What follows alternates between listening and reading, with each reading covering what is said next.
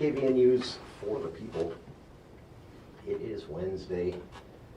It's a hot Wednesday, August 6th. I'm Jason Williams. Welcome to today's show. We have a full program lined up throughout the show today, spending our time highlighting events that will take place tomorrow night, 5 to 8 p.m. at the Cache County Fair and Rodeo. In previous years, 5 years running, the county has hosted an event called Ignite the Light. This is a mental health awareness and suicide prevention event, very fair, Cache County Fair-like. Booths, food trucks, music, guest speakers, and more on the stage.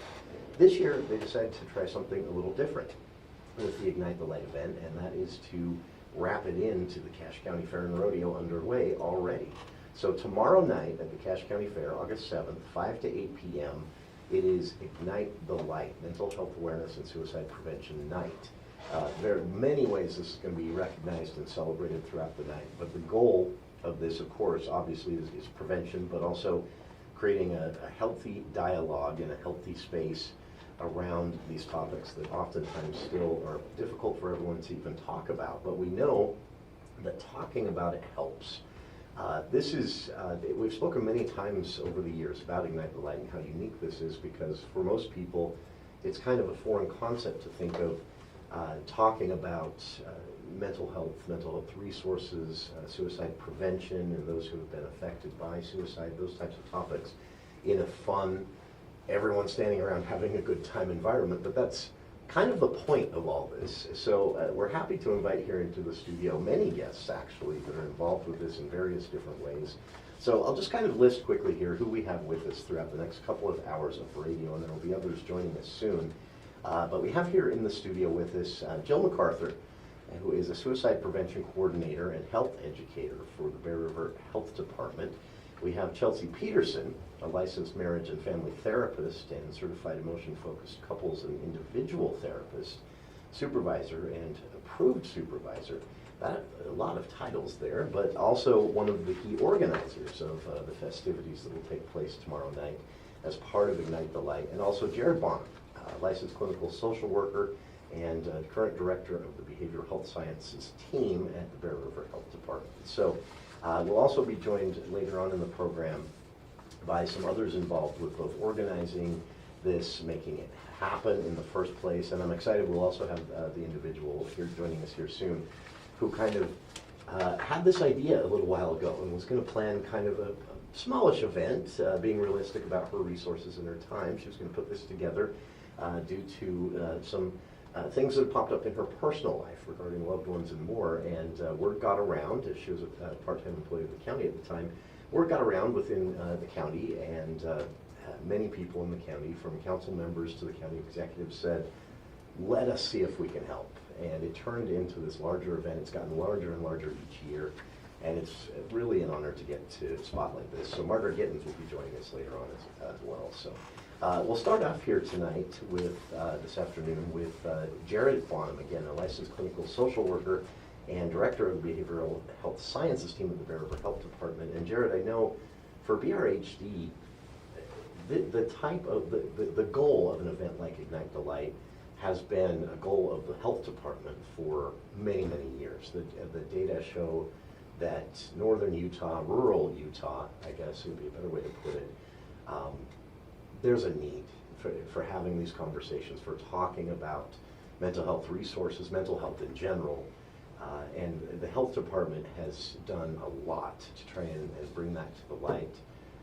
We've even had an opportunity, some of us here, to attend a training the health department did for people who have an audience, members of the media, clergy, teachers, and train us to talk about mental health and mental health resources and suicide prevention in a positive way. And I just want to start with this story so everyone understands how important it is that we all take part in this conversation. A few of us went to that training, and we realized, as responsible as we felt we were being on air every day, we were doing a lot of things wrong. We were talking about it in the wrong way. We were discussing news and headlines that had, that touched in some way mental health or suicide prevention or incidents of suicide with, celebrities, for example. and we were talking about it all wrong. It was so eye-opening, and since then I've not been able to get enough of this type of education. But Jared, this event and then the work of BRHD on this front is for everyone, right? Yeah, absolutely. We are so proud of the partnerships that we have at the health department. I represent the treatment team and somewhat on the back end, and Jill MacArthur is here today with us to represent our partnership with our prevention team. We are so proud to be able to be a part of helping and offering services to those that identify either mental health or substance abuse risk factors and find their way in need of getting some help and some counsel. And we have a treatment staff that are eager and willing to try to jump into some of these intensely complicated situations. This is difficult to talk about, right? I mean, there's one scenario where you're dealing with an individual or maybe even a group who has been directly affected, or is being directly affected. And then there's another conversation you have with those who, for lack of a better way to put it, one day will be, right? And most of us in some way are going to be touched by these issues in some way. Yeah, I don't think you could have said that better. We find that by the time somebody's coming to us in treatment, and our focus tends to be heavily weighted towards a substance abuse treatment component, although we do offer general mental health counseling at the health department as well. The substance abuse piece tends to really complicate these issues for those that are seeking help. I can talk a little bit more about that if you'd like, but there are some very layered effects that people experience, not just their mental health challenges, but when you add a substance use disorder component to that, it can really make the situation much more volatile, and it can create difficulty in talking about something that's already difficult. Sure. This is why it's important to get together like this, right? And to, the word celebrate, whenever we're talking about the Cache County Fair and Rodeo, we're always talking about celebration, we're always talking about festival environment, we're talking about music, we're talking about food, fun, kids running around playing games. And that's not generally how we talk about these things. But we need to be able to, right? Yeah, and I think we need to look at the wins that we get and celebrate those as we can. Sure. I could share just a quick story. The connections that we have with Jill and her team in our prevention division upstairs. When we began starting this partnership, that we had to really heighten our awareness as both the treatment team and our prevention team to try and work on ways that we can get the message out to our clients who tended to be at risk. One of the things that we did is we were able to work together with Jill to provide gun safes and gun locks and other things that help prevent access to lethal means.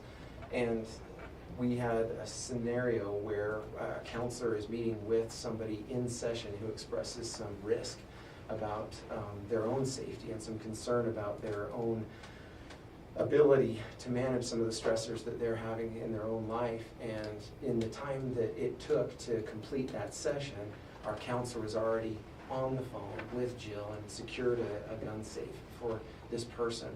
And throughout the course of that week, there had been some further difficulties that had come up for this person where they had really struggled with their mental health and had even been searching for the keys for that safe. And this, as we coached and as we talked with them a little bit about how to prevent that from exploding into something much worse, it was really it was a godsend for them in that moment to be able to say, no, I knew in that moment I couldn't get access to what was tempting, and they were able to credit the time they spent with their counselor and the time that Jill had spent accessing that resource and really prevented a very dangerous situation. So we do feel like there's reason to celebrate. Sure. When we find that there are these times when we can get through a really tough time, that's cause for celebration. This is, I think, the concept that it's hard for a lot of us to wrap our heads around when we're talking about something that can be as impactful, usually in a negative way, a mental health issue popping up in our families or in friends groups, or even suicide attempts, suicide ideation. Sometimes you read through the list of what we know works, and Jill, Chelsea, maybe you want to weigh in on this as well with Jared, but you read through the list of what we know works and what we have proven works, and you sometimes think to yourself, well, that's very easy. I mean, this isn't something that, to be an effective suicide prevention advocate for mental health resources and mental health, healthy conversations around mental health, we can all do this, but oftentimes we don't think of it that way, right? This is something that is a daunting challenge, even insurmountable in our minds, but the idea behind Ignite the Light, this event, but also the work you do, the education efforts through BRHD and other organizations, nonprofits throughout the Valley in northern Utah, there are very simple things we can do, right?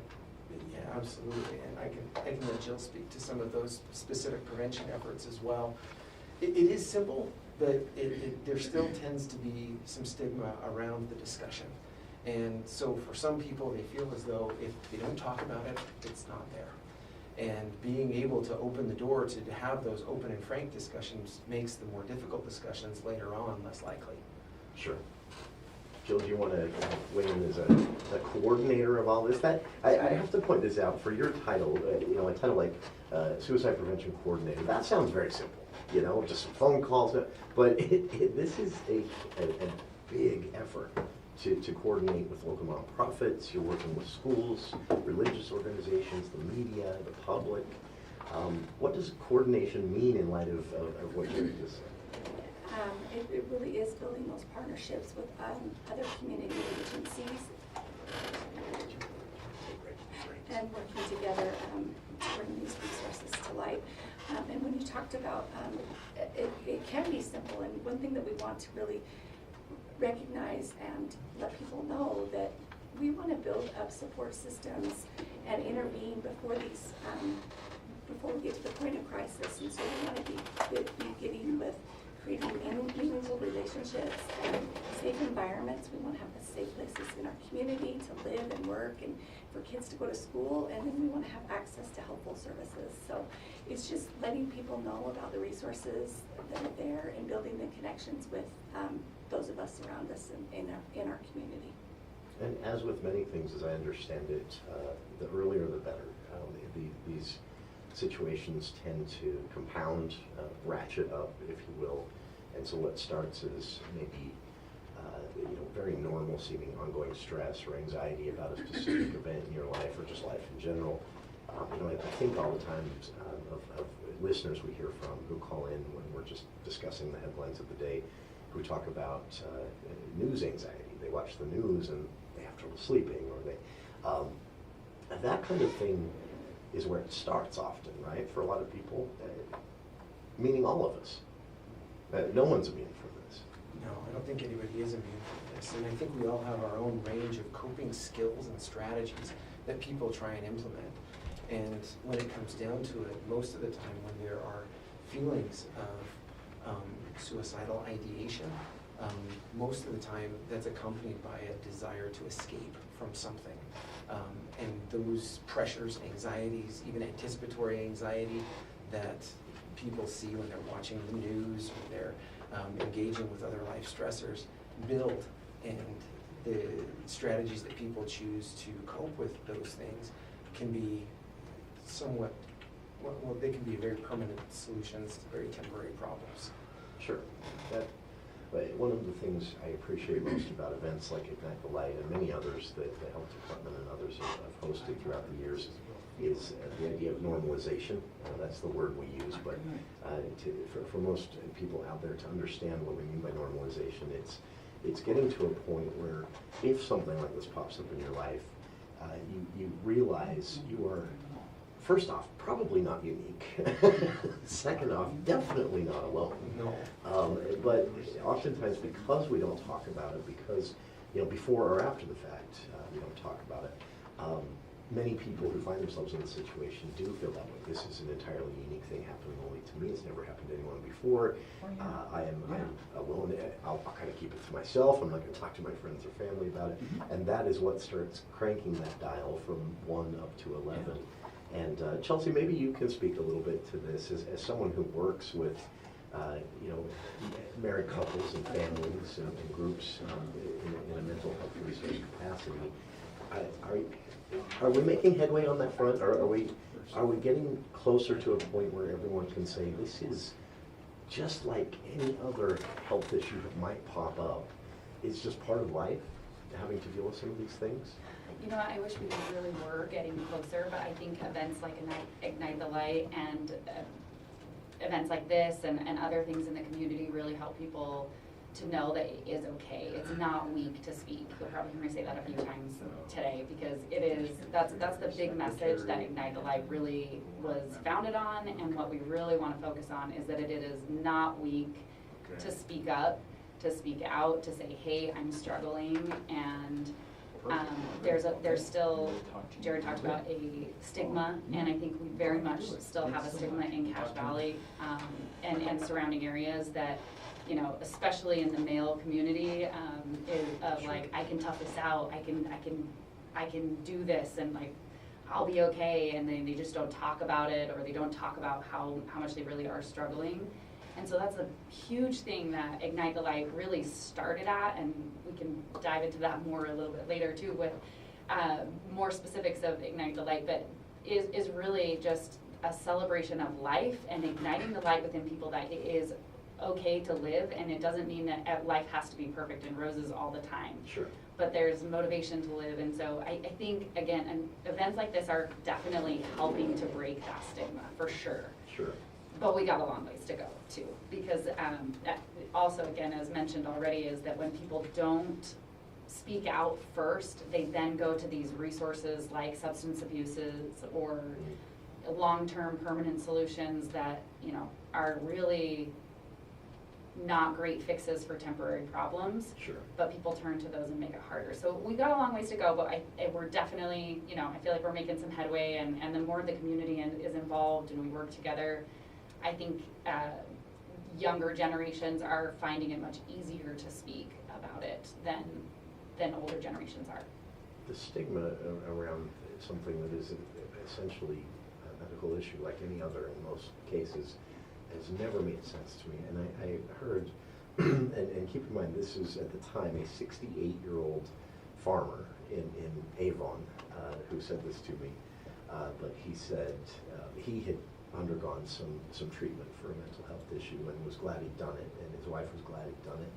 And I talked to him about it, and he said what he tells people, his peers, you know, these older men in agriculture in a rural part of Cache Valley, he said, I tell them, if you fell off your tractor and broke your arm and told me you were just going to wait it out and see what happened, I would say you're an idiot. And that was how he talked about this with his friends in the farming community in Avon. And I thought that was great, that he was just saying, look, this is, imagine that, you know, you fell off the tractor and broke your arm, you now have a medical issue, and you're not going to do anything? You're just going to see what happens? And he said, you know, no, you go to the doctor. When you have a problem, you go to the doctor. And this is just a different type of doctor he was going to. And I was excited to see that the message gotten through to him and he was spreading it around. But as you said, Chelsea, a long way to go. Some of these stigmas are built into our pop and entertainment culture to a large extent. I'm happy to see that change. There's a viral thing that goes around on a regular basis on social media with the hashtag it's okay to not be okay. Yeah. I think is the way it's, and I think that's kind of brilliant. And as I understand it, the kids on TikTok kind of came up with that. So yeah, rays of hope, right? Yes, yeah, and that's really the Ignite the Light. The whole, if you look at the symbol of it, it's like a sun coming up behind the mountains, and it's that like rays of hope, right? And it's got these different, it's like yellow and orange in the image of it.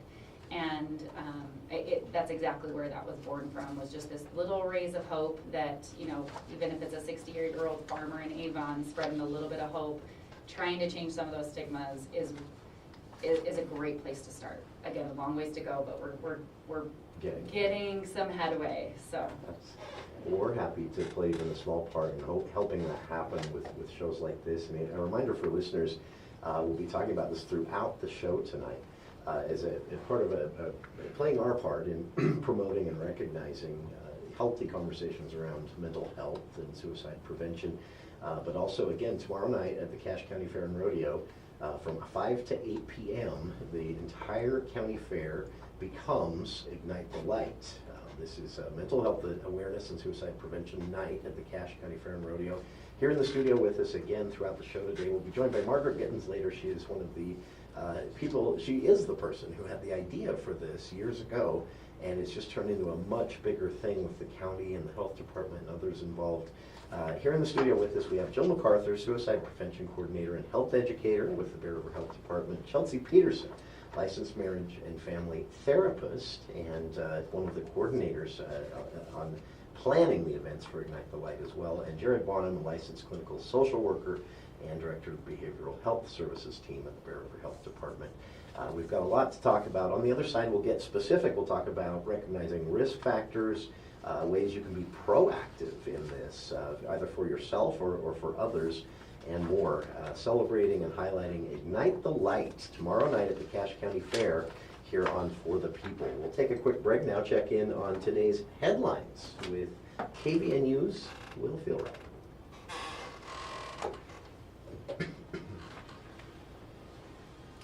And thank you, Jason. The Rich County Sheriff's Office has been cut in half after 2 deputies resigned suddenly over what they describe as insufficient pay, long hours, and a lack of resources. Now, the department, which serves the entire county, had only 4 deputies before the resignations took place. Now, one of those deputies, Brian Wilmore, who has 16 years of law enforcement experience, said the lack of adequate staffing had made the job overwhelming, particularly during the busy summer season. Wilmore's wife, Aubrey, also expressed concern over her husband's safety, noting the lack of backup in such a large jurisdiction. Now, Wilmore stated that the final straw for him was a decision by the county to take away compensation time after deputies had received a $5 an hour raise, while he and his partner had initially requested a $10 an hour raise. Now, Rich County Sheriff Dale Stacy acknowledged the difficulty in recruitment, citing non-competitive pay and expensive housing. He said the department will be short-staffed for several months until a new hire is able to complete the police academy. And an interesting concept being considered in Provo, where the city council last night considered a new urban farming policy that would give up to $120 in credit to residents who are gardening. Now, the proposal comes after the city recently voted to raise water rates in response to a new state law. Now, the credit is intended to help offset the increased cost for residents who grow their own food. Now, to qualify, a garden would have to actively be used for at least 3 continuous months during the irrigation season and meet certain size requirements. And a top administrator at Utah Tech University, Jordan Sharp, is stepping down from his position as Vice President of Marketing and Communications. This is just after the university had been named in a federal lawsuit alleging a hostile work environment. Now, Sharp, who has been with the university for 13 years, said his departure is unrelated to the lawsuit and that he is leaving for a new job opportunity that has been in the works for more than a year. His last day is coming up on Friday. Now, the university did provide a statement saying that it is trying to create a new vice president of enrollment and marketing position in order to strengthen the university's efforts to tell the Trailblazer story. Now, the lawsuit is ongoing and no rulings have been issued on the merits of the claim. Well, we're going to continue to see clear skies overnight tonight as temperatures been in the high 80s today. Tonight will drop into the mid-50s and then be back into the low 90s tomorrow, as the winds are supposed to pick up out of the southwest, and that's going to increase the risk of fire danger. The National Weather Service issuing a red flag warning that will go into effect for tomorrow and continue into tomorrow night. And right now, KVNU News Time is 4:37. News this hour brought to you by Cardall's Insulation. My neighbor stopped by the other day to borrow a short wrench. Okay, so one little change. Margaret Gittens just called. She can't get away from Oh. the trailer. Oh, So yeah. That's Maybe fine. go switch her out. I think she doesn't want to leave her trailer. Probably. And so, what we can do is we can put her on the phone Oh, yeah. during the next hour And just do a little. and just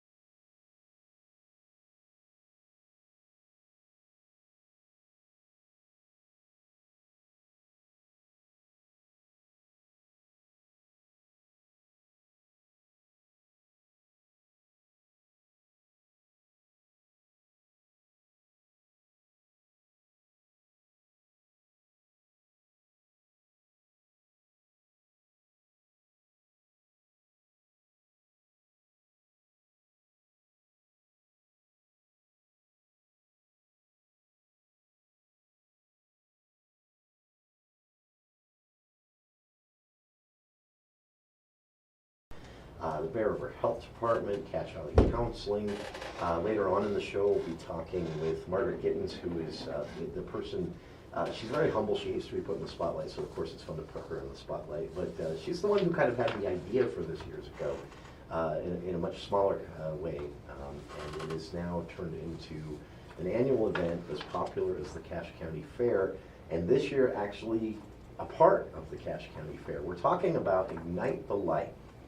This is Mental Health Awareness and Suicide Prevention Night at the Cache County Fair and Rodeo tomorrow night, Thursday, August 7th, 5 to 8 p.m. The festivities will include music. Of course, there's food at the fair. There's always food at the fair. That's why we always go. Recognition of guest speakers and more, all talking about, focused on, or in one way or another, highlighting healthy conversations around mental health and suicide prevention.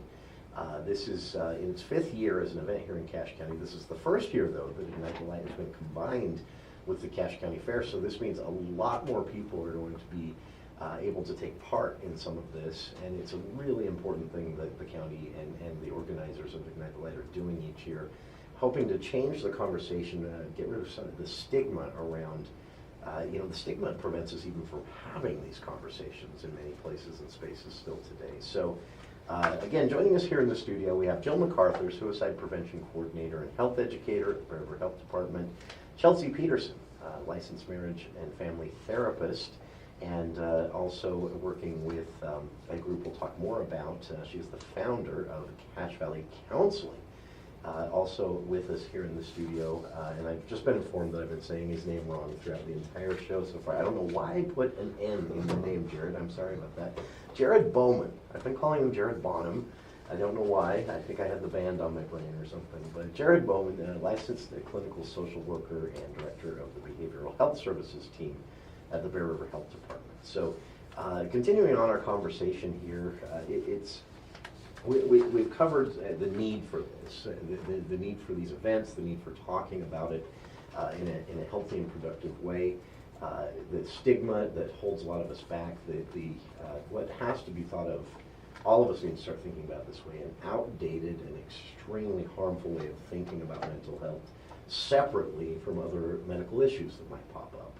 A listener via a text here saying, I'd use the example that an older gentleman in agriculture in Avon had given me. If you fell off your tractor and broke your arm and said, I'm not going to go to the doctor, I'm going to wait and see what happens, I would call you an idiot. Those were his words. That's how he speaks to his friends about mental health. And I thought that was kind of great. Obviously blunt and kind of mean, but a listener saying, imagine someone, when you have indigestion, you take something for it.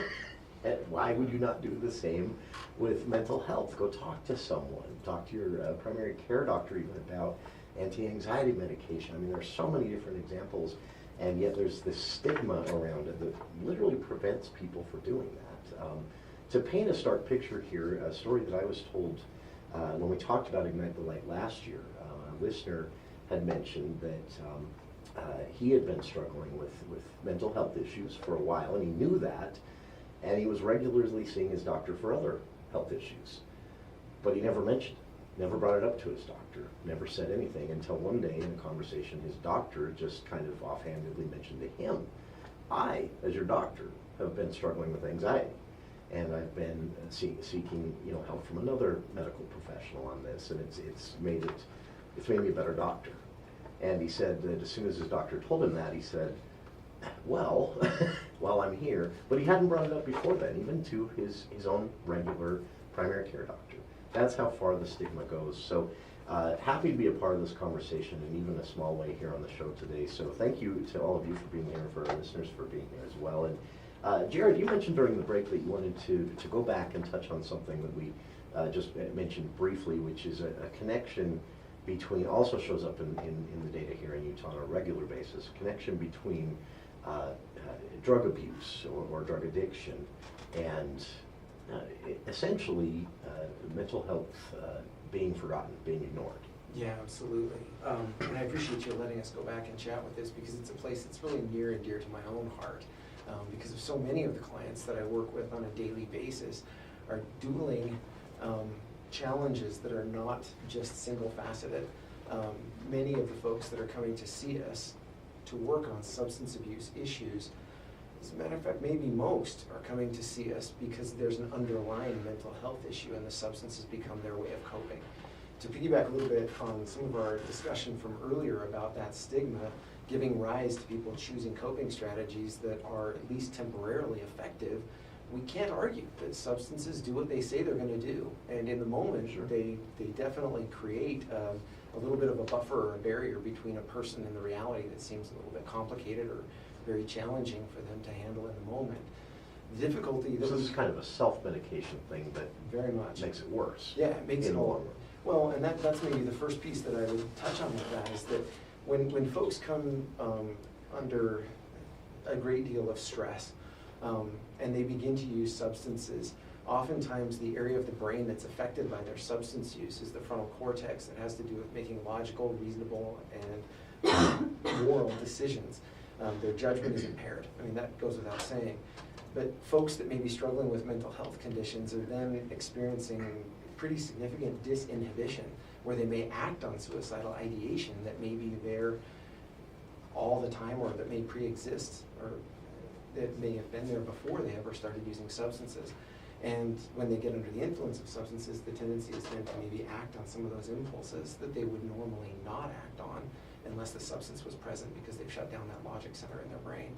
And that's a real challenge. And we found that one of the best things that we can do to help prevent suicide is to work with people to get them clean and sober. And if we can get people to eliminate that substance, then their access to their rational brain and their thinking is increased, and we can help them use different avenues of cognitive behavioral therapies, talk therapies, trauma-focused therapies, at that point to really address the underlying wound that may have spawned the substance abuse in the beginning. Sure. Yeah. I've always found it helpful to understand this type of talk, to not separate. Obviously there are different types of addiction and some more harmful than others, but the process behind developing an addiction is the same, whether it's social media, cigarettes, alcohol, fentanyl, or heroin. The process to getting there, to becoming that addict, can often be the same. And sometimes when it's something, say for example social media, it's easier to say, yeah, I have a hard time not looking at it for 9 hours a day, but it's not heroin, Yeah. but sometimes that can be indicative of something deeper, right? Going to an Instagram obsession, for example, can actually be an indicator of maybe another undealt with issue that you could reach out on. Is that a fair thing to say? I think it is. Because we do tend to separate those things. Well, I'm not shooting things in my arm with a needle, so I'm okay. We do, and I think that the mechanisms are very similar, and Chelsea could probably pitch in on this one as well, but one of the things that we find is when people are engaged in behaviors that are repetitive or addictive in nature as a coping strategy, that's really not the primary problem, but it's the primary problem for us to focus on to be able to enable us to get to the wound that's underlying. Sure. By the time it becomes a substance use disorder, it really has become in some ways effective for the person to be able to distance themselves from things that are too painful or that are carrying some kind of shame that they don't want to address. We talked about the stigma earlier and some of the challenges that come with some of that stigma. We struggle all the time to try and normalize and help people recognize that whatever it is that they may be carrying into treatment, the coping strategies that we choose to use to cope with some of those things are going to determine how successful we are at addressing the things that bring that shame into our own lives that may prevent us from moving forward. I'm struck by when I've spoken with people close to me, family members, friends who have in one way or another dealt with a mental health issue, when they've expressed to me that this feeling of isolation, this feeling of, this is, I don't even dare tell anyone. This is something that was said to me. I don't even dare tell anyone what was going through my head. That's exactly what we're trying to overcome here, right? And to get to a point where we can say, look, if you're in a room of 5 people, you're not the only one dealing with this. Statistically speaking, if it's you and 4 other individuals, at least 3 of you in this room, in some way, shape, or form, are dealing with a mental health challenge. It is not something that needs to be as big of a deal as we make it, by not approaching it responsibly and by not telling ourselves it's okay to go get help for something like this, right? It's true, and yet at the same time, as a therapist myself, it was hard for me to admit that I'm struggling with some anxiety and that I needed to go and get some help for that That's as well. very human, right? You know, yeah, and we want to be able to recognize that we feel the need to somehow have some fierce independence. Maybe that's an American thing. We want to have a definitely a this Western states rugged thing. individualism, you know. And I think that being able to, well, to use your example earlier of our rancher who had broken his leg. Well, the broken leg is very visible. The other pieces of mental health concerns are not visible very readily to the people in the public unless they're looking for those signs. And Sure. so the shame or the belief somehow that someone is less than because what they're struggling with isn't as readily apparent can really serve as a barrier to people to get in and get help. And then you add substances on top of that, and it creates a further barrier of isolation. Substances create a natural chemical barrier between us and the world around us. And now you have a second thing you want to hide from your family and friends, Exactly. right? That isolation is compounded. That is, can we talk for a second about, I know there are many ways that the world around us can also influence this and even trigger some of this and all of this. We talked a bit about social media. I saw some research that had been done on young women aged 13 to 15 and Instagram, and it was talking about, you know, self-image and things like that. But there's the one that we tend, especially here in Utah, you mentioned maybe an American attitude. This is definitely something that's a Western state attitude, and this is, a lot of people listening might not know who I'm referencing, but it's, I've always thought of this, a college professor once referred to it as Gary Cooperism. And it's this idea that men are these, single word response talkers, and you just toughen up, you need some protein, go grab a spoon of peanut butter, if you're feeling a little bit down. This is an attitude that is kind of culturally ingrained, definitely here in Utah in rural areas, but probably throughout the West, throughout much of the world even. And it's extremely harmful when it comes to not just this issue, but many things. It can be, maybe you can speak to this, Chelsea, it can be very problematic in a marriage, in any relationship, a coworker. You have to be able to communicate, and we have to be able to say, that is a skill, and that's something you should pride yourself on, being able to, and in a situation like this, a serious situation where you might want to turn to someone and say, I'm struggling, I might need help. We have to get to a point where that is not seen as an admission of weakness, but Absolutely. there's very much, especially among men, that attitude persists, right?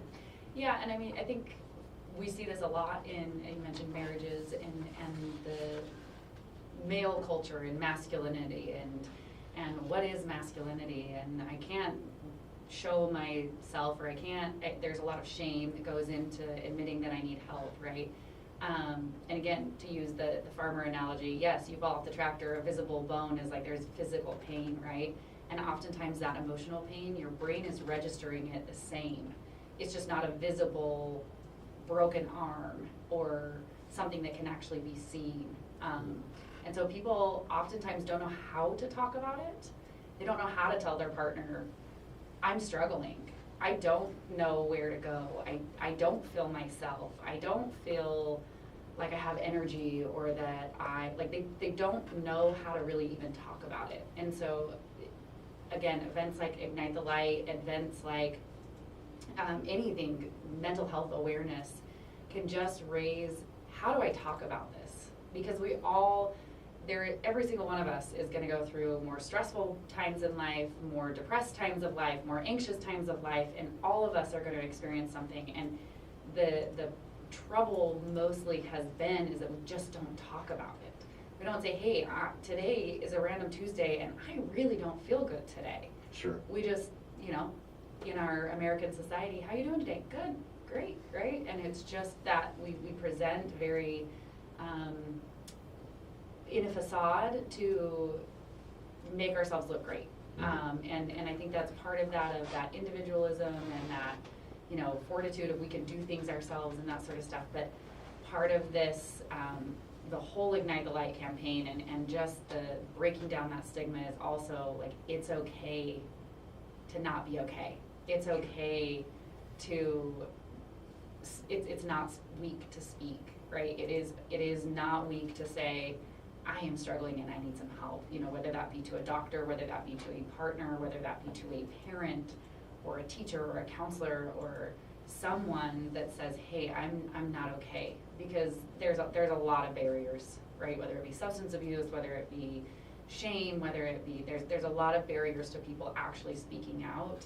And speaking out, and then often people don't know then where to turn, you know, okay, Sure. someone just told me this, and now what do I do now? What do I do with that information? Yeah, and so it's really just Or how do I having- help this individual? But Exactly. because sometimes we can try to help and that can be done incorrectly can be harmful itself, right? Yes, absolutely, and that's where, even if you yourself are not struggling with mental health issues right now, coming to events like Ignite the Light so that when you have someone who turns to you and says, hey, I'm struggling, you have the resources to say, I know a person, or hey, why don't you trade this, or hey, let's get you connected. And that really can be really helpful, whether you need it today, now for yourself, you may need it next week. And so Sure. coming to Ignite the Light, making sure that you're, you know, picking up those resources, you're talking to resource booths, can be really, really helpful in preventing it for yourself, but also as for you to be an individual who can be a resource to other people who need your help. This is my favorite resource to mention, and it's just one of many. In hour two, we'll talk more about the resources with our guests here in the studio. Again, Jill MacArthur, Suicide Prevention Coordinator and Health Educator at the Bear River Health Department. Chelsea Peterson, a licensed marriage and family therapist and founder of the Cache Valley Counseling Group. And Jared Bowman, is that right again, licensed clinical social worker and director of behavioral health services team at the Bear River Health Department. We'll keep talking about this in hour two. We're spotlighting Ignite the Light. This is tomorrow night at the Cache County Fair and Rodeo, Thursday, August 7th, 5 to 8 p.m. Roping the Ignite the Light event in with the Cache County Fair. And wrapping up hour one here and getting back to it in hour two, I just want to mention this resource because it has a Utah tie. It is the 988 Lifeline. 988lifeline.org or just 988, dial 988 the way you would 911. This was an idea a Utah State Senator had, and he was working on it for Utah. And then United States Senator said, Orrin Hatch said, you're not thinking big enough. This needs to be a national resource, and now it is. 988lifeline.org for more information on that. We'll keep the conversation going right after this in hour two here on KVNU Logan. Yeah, I was glad you mentioned that. I have a lot of resources that I'd like to mention. Oh, that's just the easiest go-to, Yeah, and no, then it I is. have that Utah tie-in that I can always And if you're personalize worried it for about how to listeners. talk to a friend, you can call and they can walk you through steps on how to open up those conversations Oh. and how to talk to people. So it's a really great That was, resource. yeah. I this the way this is talked about in Utah on a public policy front, and I know that's just a small world within the entire population of the state, but it's probably one of the most stubborn, boneheaded, and sometimes unproductive worlds, our state lawmakers, but it has changed on Capitol Hill. Like the majority of even the most conservative lawmakers are talking about this very differently now, and it's encouraging to see. It's hard not to when so many families are Yeah. touched. Yeah, that's You can't turn around and ask a family member. Yeah. Everybody's got somebody in their family that's struggling. that is yeah. It's And are we done? Are we switching out? You are done, yes. Other people? yes, we have. Okay. Well, you're welcome to Then stay. Jill, you're You're welcome to stay if you staying. want to. No, I will head on out.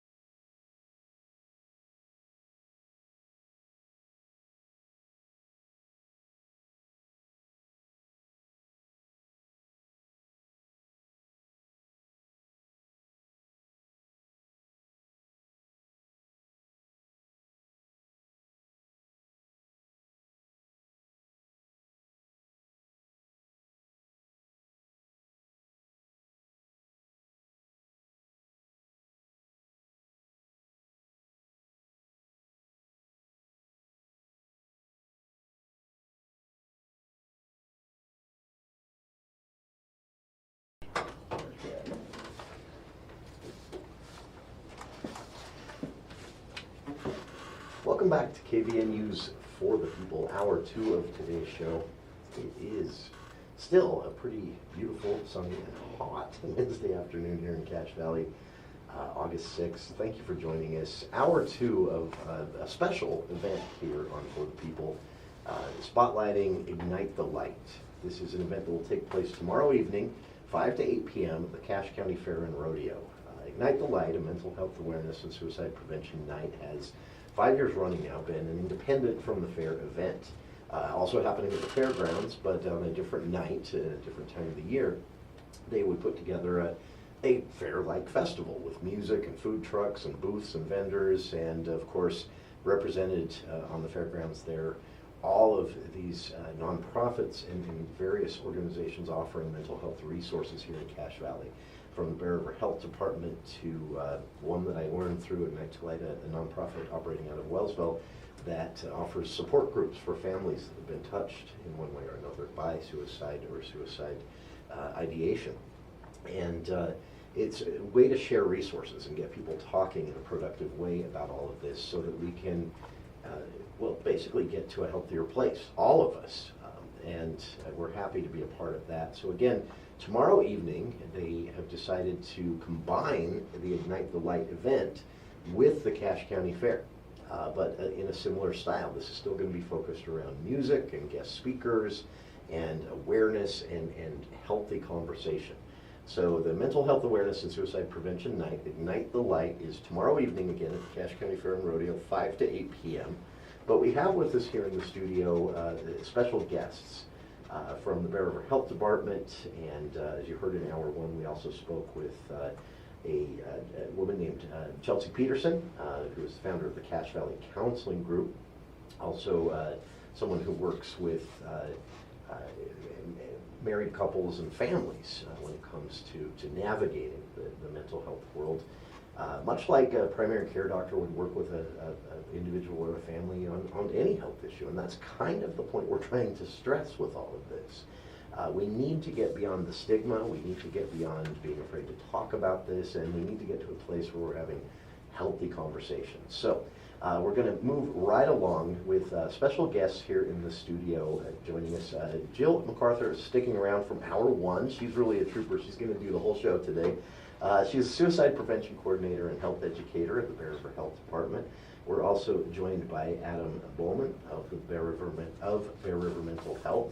And we're going to kick things off here with a very special guest who due to responsibilities regarding the Cache County Fair and Rodeo, couldn't be with us in person today, but is joining us by phone.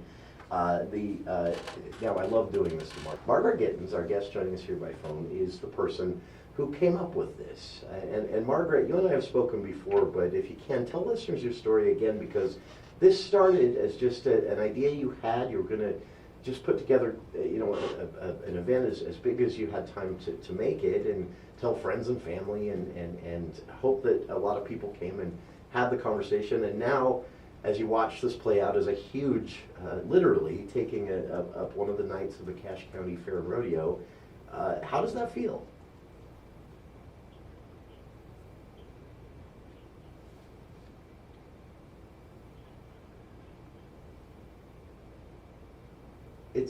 I would understand it would be overwhelming. This idea has turned into a big thing.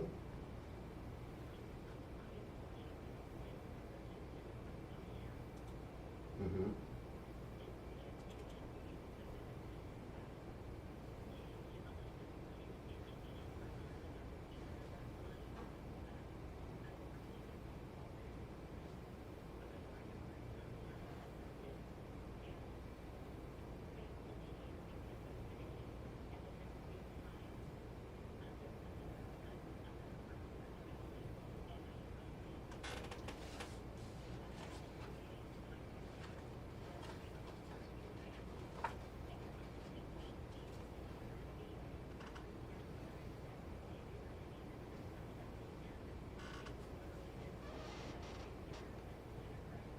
And you told us you didn't expect a response, right?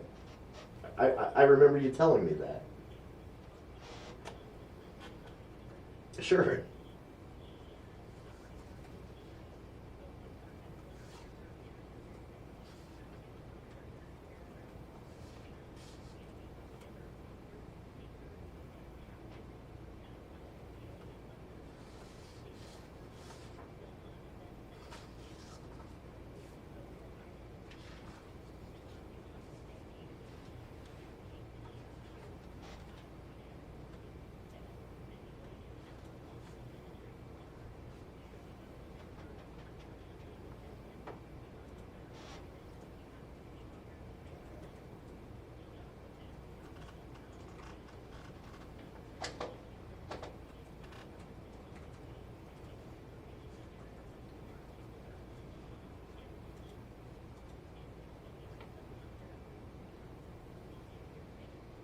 And Margaret, I appreciate your openness in sharing your story, both the individual who was a close call, if you will, and the reason you had the idea for the original Ignite the Light event, and then your own experience, losing a family member to suicide. You are speaking from a position of no one has to tell you the importance of being able to talk about this and seek help, right? What would you say to those out there who maybe have a family member or a loved one that they know is struggling, or individuals who are listening now who are touched by this themselves, maybe in one way or another, in light of the goal here, having a healthy conversation?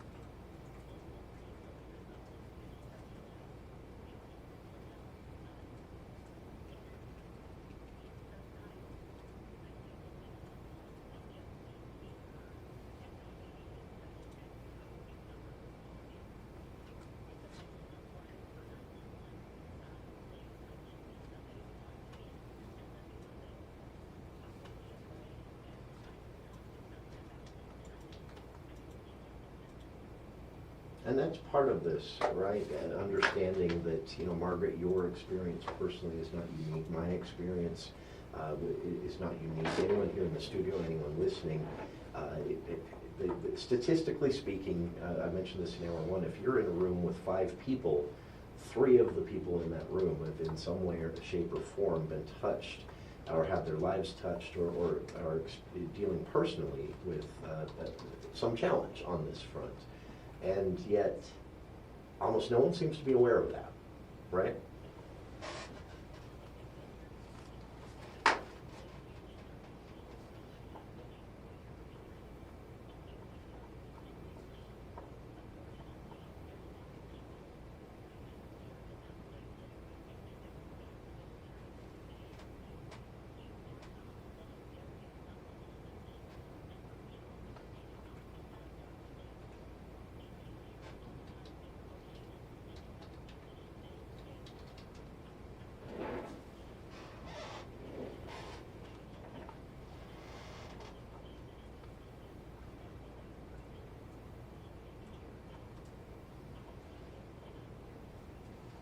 Sure. And it can be.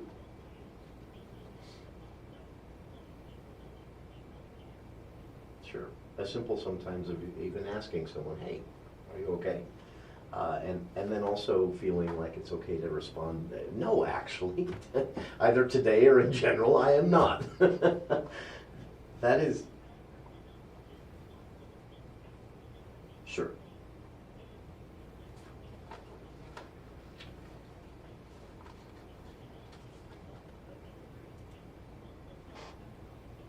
Sure. And it can be as simple as, maybe you have a regular checkup kind of situation with your primary care doctor, but while you're there you say, I've also been thinking these things or experiencing these things or and struggling with anxiety or whatever it might be. It can be dialing 988 or visiting 988lifeline.org.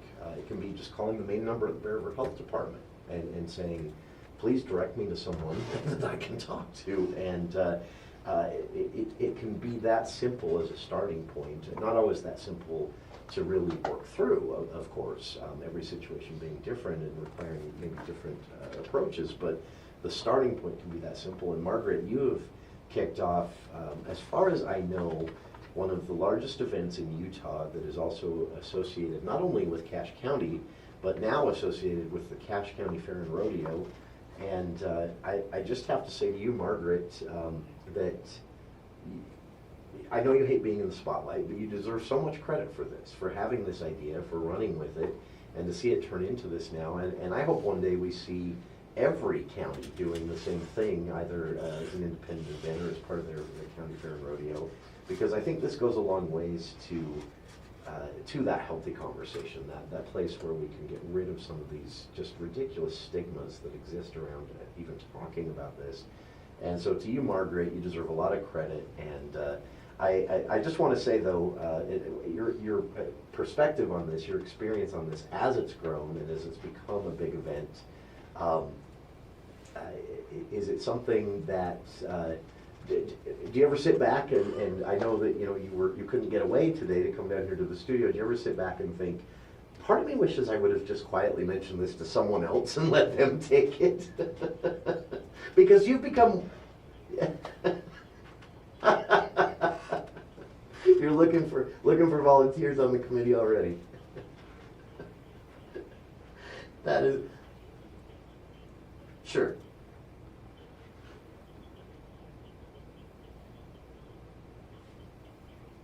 Mm-hmm.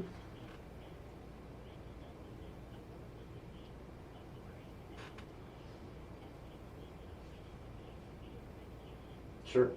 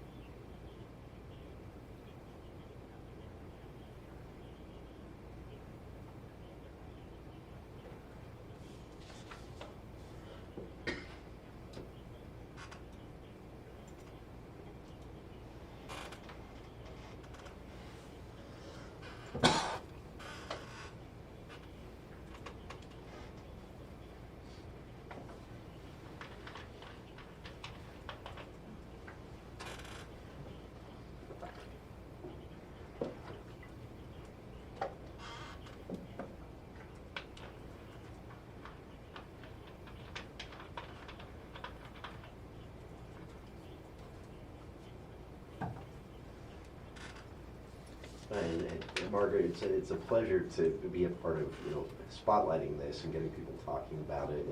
And again, thank you to you for having the original idea, for dedicating so much time and effort via the committee and otherwise to making this happen each year. And I know we've already taken more of your time than we asked for today, so we'll let you get back to it, because as I understand it, you have a lot going on there with the fair underway and more. And we'll watch for you out there. Watch for Margaret. She'll be out there around tomorrow night as part of this Ignite the Light Mental Health Awareness Suicide and Prevention Night, now combined with the Cache County Fair and Rodeo. That's tomorrow evening, 5 to 8 p.m. And the woman with the original idea, we'll call you that, Margaret Gittens, our guest here. And Margaret, thank you for joining us. Thank you.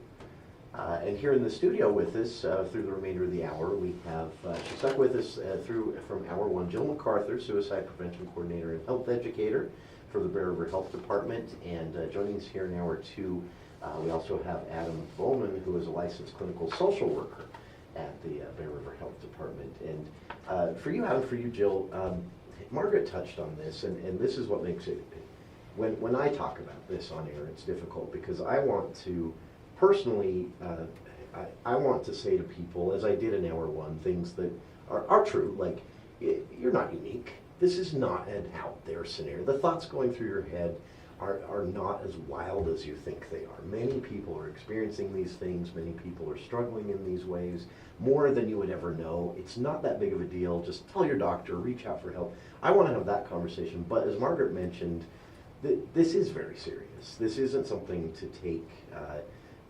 lightly, and it can spiral out of control on a person very quickly, right? From some simple anxiety that seems very manageable to not being able to get in your car and drive to the grocery store. That can progress rapidly, right? Yeah, so I appreciate that you guys had mentioned that. It does affect a lot of people here in Utah. In fact, one of the statistics says that 90% of Utahns are affected by suicide in some way. And so by opening up these conversations, it allows people to feel safer about coming up and talking to people and finding those people and those resources that are going to be most helpful to them. One other thing that Margaret brought up was Live on Utah is a sponsor of the rodeo tomorrow night, and they've actually reached out and done some sponsorships of various and numerous rodeos throughout Utah this summer. But one thing, liveonutah.org is a great resource. If you want information, educational information, they have suicide prevention playbooks that you can go and take, and they have different educational things they have on their website or on Instagram. They have it in English and they have it in Spanish, and they also have a playbook that is focused for military families. And it will give you like educational information and resources, and it is a great resource. They That's have, unique. I yeah, like that. really good resources for families and people that have lost loved ones. They have a lot of different things, so that's a great resource to look at. This is, and that touches on, you know, another aspect of this that either directly or indirectly, almost every one of us is going to be touched by this in some way. A loved one, a friend, a coworker, ourselves, children, your own children, your parents as they age. There are so many avenues that this can pop up, and oftentimes mental health issues can be tied to aging as well, right? Your body changing. No one talks about this, but every teenager going through puberty struggles at a time with these same issues, but they're young and they're developing, and we have a tendency to say, you know, just teens being teens, right? But we see, you know, maybe some irrational decision making. We see in teens going through puberty a tendency to be rash and impulsive, or even prone to addiction, whether it's a smartphone or something more serious. And we have a tendency to just write that off as just, you know, a very natural part of life and growing up. And yet we don't do the same thing for a 45-year-old man who is maybe gone through some changes in life, or changes in jobs or something like that, and anxiety, which then becomes depression, which then becomes isolation, which then becomes, and it just keeps getting worse and worse. But that is just as common as the teenager going through puberty, struggling with impulsive behavior and those types of thoughts. How did we get to this point where we expect adults, adult men, adult women, to just not have to deal with any of this stuff, and yet we know it comes up, right? That's what you're challenging here, right? Trying to get past that kind of thinking. Where do we start on that? One thing, I'm going to have Adam take this in just a second, but one thing I wanted to mention is suicide is a lifespan issue. And it affects everybody from our youth into our seniors, like you mentioned.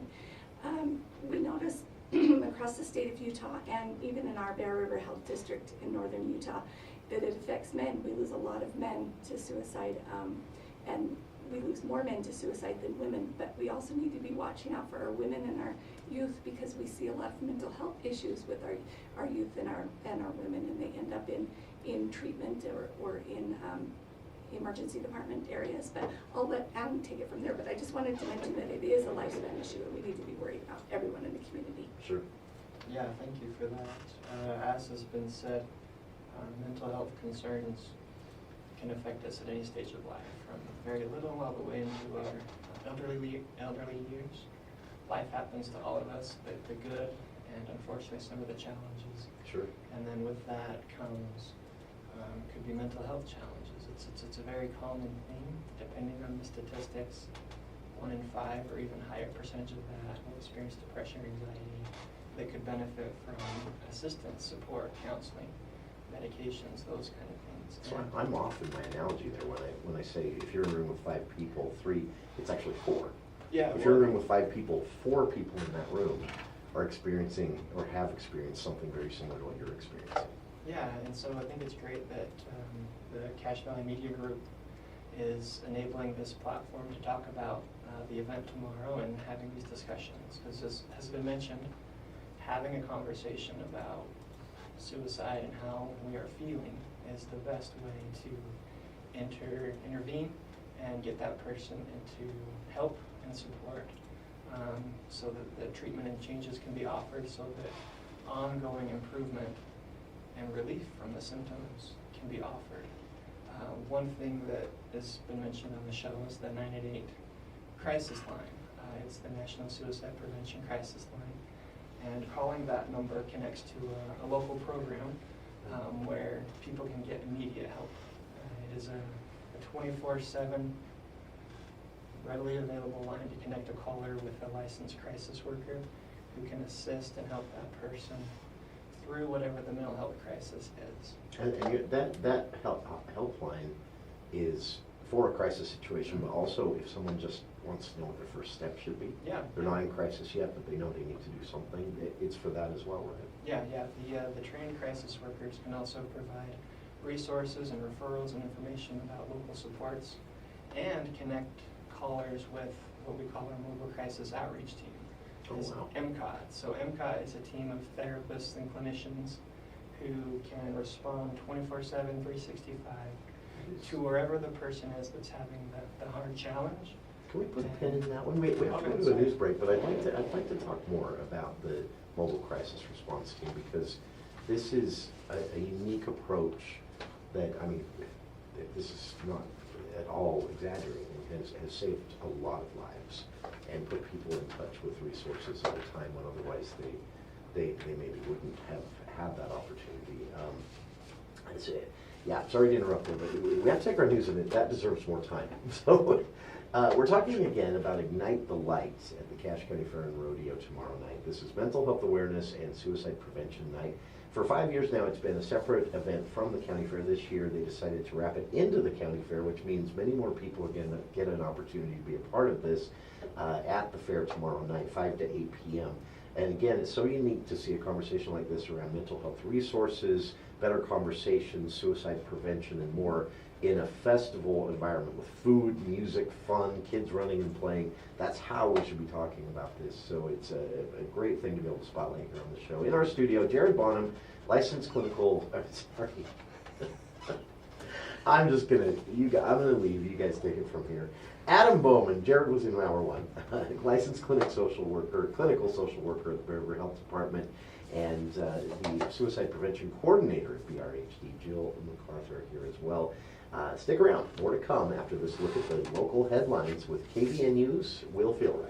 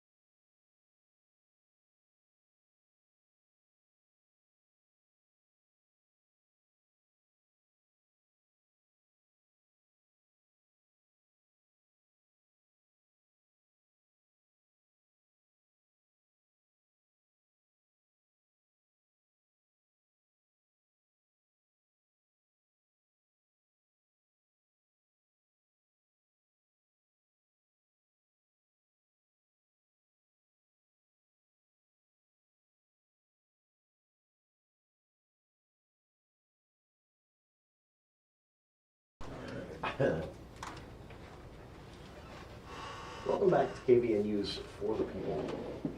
It is an honor for us to be a part of shining a light on Ignite the Light. I just came up with that as we came back from break, isn't it? There's listeners out there right now just rolling their eyes going, oh, geez, we don't. Ignite the Light, Mental Health Awareness and Suicide Prevention Night at the Cache County Fair and Rodeo. That's tomorrow evening, 5 to 8 p.m. And again, Ignite the Light for 5 years has been an independent event, also at the fairgrounds, but fair-like, with music and food and booths and representation from so many different resources here in the Valley that in one way, shape, or form work towards a better world when it comes to mental health and suicide prevention.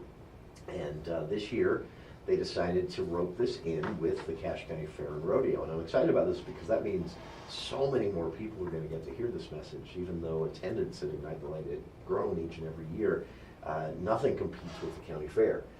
So this is a really great idea, and we're happy to spotlight it here on the show. And helping us do that are some folks involved directly with not just Ignite the Light, the Mental Health Awareness and Suicide Prevention Night, but ongoing work year-round, 24/7, literally in some cases, when it comes to mental health resources, mental health awareness, and suicide prevention. So here in the studio with us today, part of Hour 2, as we've continued on through this. By the way, if you missed Hour 1, be sure to grab the podcast tonight. But we have in the studio with us Adam Bowman, licensed clinical social worker with Bear River Mental Health, and Jill MacArthur, suicide prevention coordinator and health educator for the Bear River Health Department. Earlier in the hour, we spoke with Shelley Giddens, who is the person who came up with this idea years ago, and Margaret Giddens. And as Margaret told us, and has told us before when she's joined us here on the show, this is an issue that is very close to home for her, and she's excited to see this grow each and every year. But there is, a very serious side to this. I've said several times I love Ignite the Light because we're talking about this issue in a way that is celebratory. Music and fun and food and kids playing games, things like that. And that's a better way to talk about mental health resources. But there is a serious side with this. And part of that involves response, or getting those resources out when needed. And that can mean literally doing it 2 in the morning. And so you mentioned this, Adam, a mobile response resource. Can you tell us about that? Yeah, it's MCOT, stands for Mobile Crisis Outreach Team.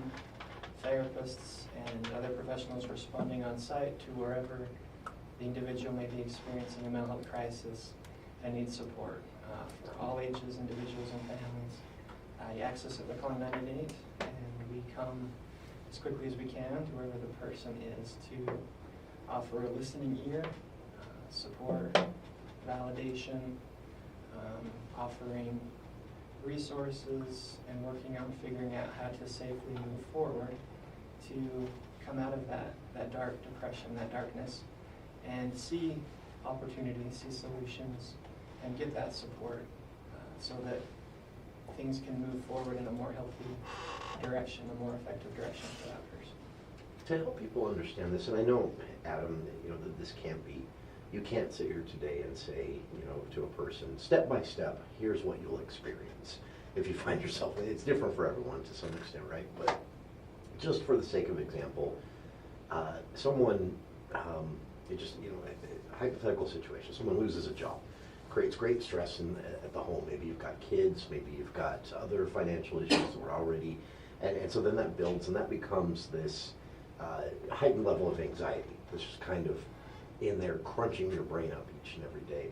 And then that becomes heightened by just its longevity, which then becomes depression and isolation, which then becomes, and the progression of this can happen much more rapidly than people think. And so a person can go from an elevated level of anxiety that they recognize as a problem, but it's so easy at that point to say, I will pass, I'll work through this, I'm tough. Which is mostly what men are telling themselves, right? I'm tough, I can do this. But a mom as well with children, thinking to herself, I'll deal with this later. I got to get kids to soccer. I've got to get, these are real scenarios that pop up all the time. And we're all telling ourselves we're tough. But at a certain point, you get in deep enough, you're not going to be able to pull yourself out. That's what these response teams are for, right? Is that a fair way to characterize it? So that people understand, you know, this is a serious thing to take very seriously. Yeah, I think the message is just call 988. If there are things going on that are building up that seem unmanageable, that seem like it's too much for one person, and they don't see ways to manage it, just call 988 and you'll talk to a therapist who can listen and problem solve and try to figure out next steps. Sure. Because with, like you were saying, with life stressors, things can happen quickly. And we're all people living life, and sometimes a person needs to talk to another person to get that ball rolling. And 988 is a great way to do that. It's a free service as well as MCOT, so that there can be that initial immediate response. And then with MCOT, we also work with that person with their permission to find the next level of care. It could be referral back to their primary care doctor, Sure. or getting them into therapy somewhere, things like that, so that those layers of stress can kind of be pulled away and they can see that light again. They can come out of that darkness and see, hey, there's solutions, there's hope, there's support, I can do this. Sure. And then hopefully continue to support for ongoing improvement. Is it a challenge here in northern Utah? I know for Bear River Health Department, that is it's referred to as a tri-county health department district, and so you're dealing with three very different counties. You've got Cache Valley, the legislature, they don't call us urban anymore, they call us a satellite community of the Wasatch Front. What an insult, right? But we are still very urban. Rich County, rural, I'm flipping that. They don't call us rural anymore, they call us urban, a satellite community of the Wasatch Front, but we are still very rural. Rich County, very rural, most of Box Elder County, very rural. And that can present, I know, from even watching legislative discussions on funding health clinics and hospitals, that can present a challenge when it comes to just seeking medical attention for a deep cut that needs stitches or a broken arm. Does that even further compound the mental health situation where those challenges exist, and then you have social stigmas and our own attitude towards isolating when we find ourselves in these situations? That's a big lift, right? Throwing all that together. Yeah, so our MCOT team does cover all three counties. I didn't mention that earlier. Oh, And, okay. so the same way through 988, but our physical health is intertwined with our mental health. And so much like we go to physicians and dentists and things to take care of those kind of things, we also need to be attentive to our mental health.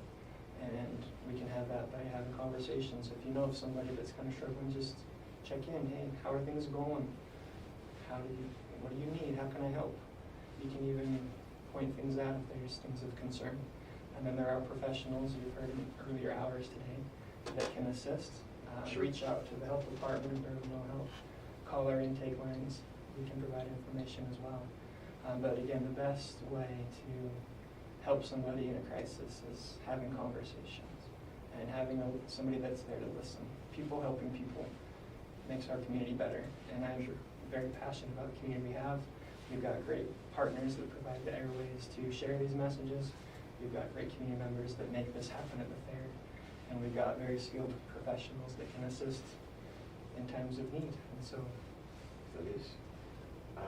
And you both mentioned this, that mental health or a crisis that might pop up along that front can happen to anyone at any age, in any situation, and in any, thrown off by a comment from a listener here in our little group chat. A listener said, back to the idea of men in rural areas trying to hide their struggles with mental health. Listener says the spouse always knows, and that to some extent comes up a lot as well. You may have spouses who are reaching out saying, my spouse is struggling with this, what do I do? But that takes us back to 988 or the 988 lifeline.org website and getting the ball rolling on connecting to those resources through local services. back to my original question, is it, for you, Jill, as prevention coordinator for a tri-county area, despite the fact that these issues are cross-generational, we know that, they affect men and women, they affect teens, they affect young adults, the elderly. In your experience, Jill, as far as the stigma that we're trying to remove here, as far as the attitude towards just being serious about taking care of our mental health, just the way we would our physical health, as you mentioned, Adam, generationally, is that getting better? Are young people opening up more? I know a great effort has been put into even getting into grade schools and talking with kids about, not being afraid to talk to their parents about a thought they have in their head or a feeling they have. Are we seeing a difference yet, generationally? I believe we are, and I think one thing that's important to think about is it takes the whole community, and so when we are learning about resources that are helpful, we need to share those resources. So if there's a resource that's working for you and you're talking to people, it's just like when you refer someone to a dentist or to a pediatrician. If you find treatment or therapy that works or that you had a good experience with, make sure that you share that with people. And then again, I think opening up these conversations is helping. I think our young people can help have conversations with their parents and even with their grandparents. There's a great resource for our youth that they learn about in schools. It's called the Safe UT app. Sure. And they can text and get information and text with a counselor. And that's anonymous, but also they will also get feedback back to the school, and they can work with the school counselors as well. So there's a lot of different resources. Safe UT is a great one for our youth. That seems to come up a lot when we have this conversation in the studio, that people are often surprised by the resources that are out there. And I know there are some barriers. There are also, one of the, we talked with Jared about this in hour one, talking about the statistical connection that we see between untreated mental health issues that may have been very easy to treat at a certain point, but now they've become a serious addiction, and now you're dealing with two things that are not at all unrelated, and then on top of that, maybe someone's uninsured. And sometimes that is enough for a person to just not do anything. But the resources are out there. Oftentimes, people just don't know. And that again takes us back to 988 and the 988lifeline.org, but that's part of what Ignite the Light is about. That's part of what you are all doing here today in both organizing this event, but here today promoting it. It's a great thing to see. And again, to see this in a fun environment with music and games and food and Navajo tacos, things like that it feels like we've come a long way. Well, and one thing when you say about that in a celebratory way, one of the biggest protective factors that we can have against mental health and suicide prevention or suicide is connection. And we need to be connected to those around us. We need to have these healthy relationships. We need to be connected to our family and our friends and our community. And by having events like this where people can go and feel like they're connected to their community, I think is a big thing. So sure. And that takes us back to the message we kind of started with, that remembering that you're not alone. You're far from alone on any of this. And Adam, I appreciate you updating my statistics there, because I've repeated that a lot, not just during the show, but throughout life. But I'll update it now. Statistically speaking, if you are in a room with 5 people, odds are 4 of you are in some way, shape, or form touched by everything we've been talking about here, by an issue with mental health in your family, or maybe something you're dealing with yourself. And it is a serious thing that addressed early can be very quick and simple in many cases. But even if not addressed early, there's always a resource out there. So tomorrow night, be at the Cache County Fair for Ignite the Light, Mental Health Awareness and Suicide Prevention Night at the Cache County Fair and Rodeo, 5 to 8 p.m. Music, food, fun, games, guest speakers, resources, booths and representation and all of that. And as always, if you are struggling, if you know someone who is struggling, if you just want to know more, Take advantage of 988lifeline.org. liveonutah.org has been mentioned here as well. Reach out to the Bear River Health Department or Bear River Mental Health. Whatever is easiest for you, dial 988. It is important to take this seriously, and we've got to start talking about this in a much more productive way than we have. Thanks to our guests here in the studio, Jill and Adam, both for your time, to everyone who preceded you, Margaret on the phone there at the start as well, and thanks to our listeners for being here. Stick around. Dave Ramsey is next here on KVNU Logan. Thank you. Ready to go. That was great, you guys. Thanks for, Jill, you deserve an award of some kind. A full 2 hours as a guest. That's a lot. Okay. Perfect. Oh. Supposedly she It's said a- that's all we do. Here,